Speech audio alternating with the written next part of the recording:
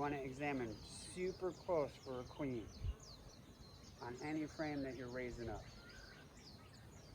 Because now she can't go back down, you know. I already looked once, but you really want to look good. You got a lot of drone on this. So that's another thing to observe is your drone population. So next time you want to pay close attention to how many drones are in your hive.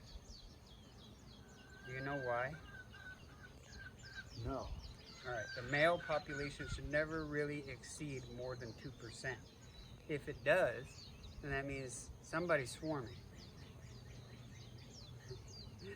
Yeah, because they help each other out in that aspect. They need genetics, right? They need males for the virgin.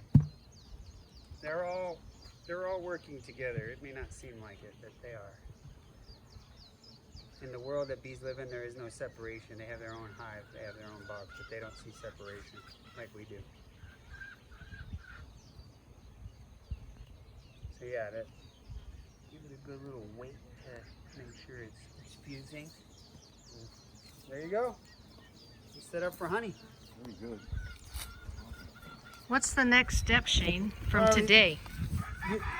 You're good. You, at some point as a farmer, a backyard farmer, you like to prepare for the next step, right?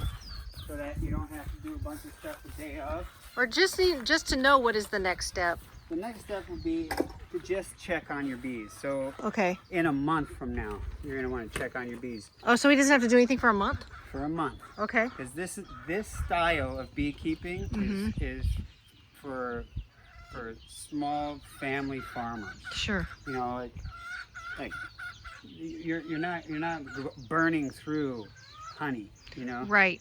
So you don't have to worry about them. They're more like your cows here. They're doing their job. Yeah. You leave them alone. They're doing their job. You go Right. pick some mushrooms. You go get some milk if you want. You maybe influence some baby making every now and then.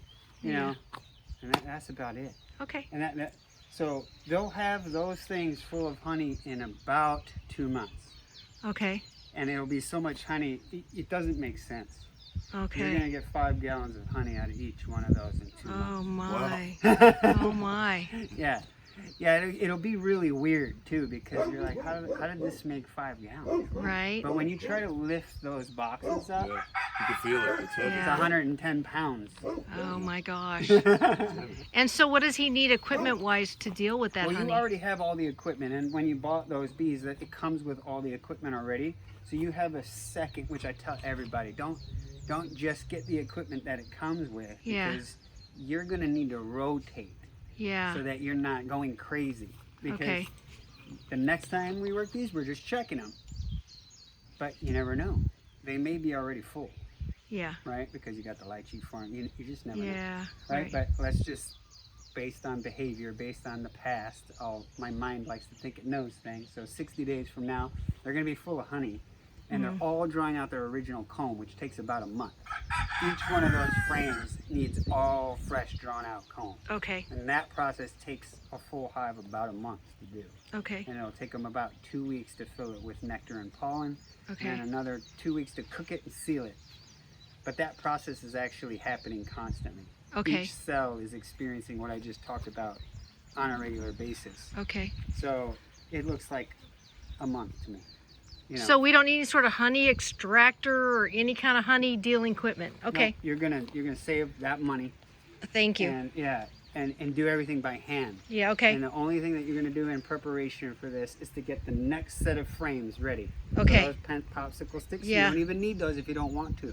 You can stick a twig and wax and jam it up in there. and Yeah. it's fine. Okay. Got it. But the sticks to me make it easier. And they just stick in there perfectly. If you put The two wax. together, Yeah. you can jam them. 2 of them. Okay. Yeah. So All right. get the next set of frames. You got 7 or 8 frames in each one of those boxes. honey Okay. Boxes. So make sure you got 15 to 16, 17 Okay. frames built for the next time, and then shop towels. You're probably going to need new shop towels because We just got a brand new box of them. Yeah.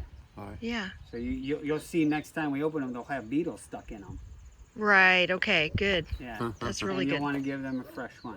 All So Okay. that's all you're doing by projecting into the future. You're not really making a a commitment to anything. You're just having everything available if it's necessary. Right. Yeah. So yeah, like, okay, I need a bucket, I need a strainer, you know, Yeah. those things. Right. Yeah, like all the basic things in case I Yeah, because we don't know. Obviously, Right. we don't know how to deal with honey at all. Yeah. And then the other thing that I was telling him is you should keep all your stuff. So if you get propolis, if you get wax, Yeah. dead bees, you keep it all. As a small farmer, you'll see like you'll start to like find uses for, like, even like just dipping a wooden hammer in wax. It lasts forever all of a sudden. Yeah. Yeah. You know, yeah, it's nice to be able to do that.